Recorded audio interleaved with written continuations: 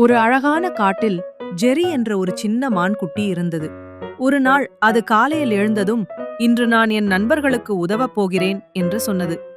ஜெரி காட்டுக்குள் நடந்து செல்லும்போது, உதவி உதவி என்று சத்தம் கேட்டது. ஒரு முயல்குட்டியின் கால் ஒரு கிளையில் சிக்கிவிட்டது. ஜெரி மெதுவாக கிளையை தள்ளி முயலுக்கு உதவியது. முயல் மகிழ்ச்சியாக நன்றி ஜெரி என்று சொன்னது.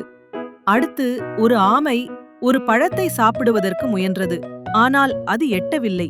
ஜெரி மெதுவாக நடந்து வந்து பழத்தை எடுத்து ஆமையிடம் கொடுத்தது. ஆமை நன்றி ஜெரி என்று சொன்னது.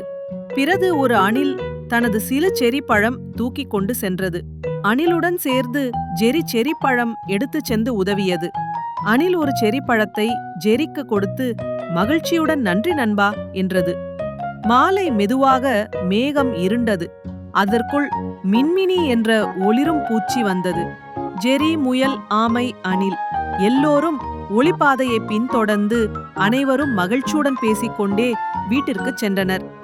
இந்த கதையின் பாடம்: எல்லோரிடமும் அன்பாக இருங்கள். சிறிய உதவியும் மகிழ்ச்சியை தரும்.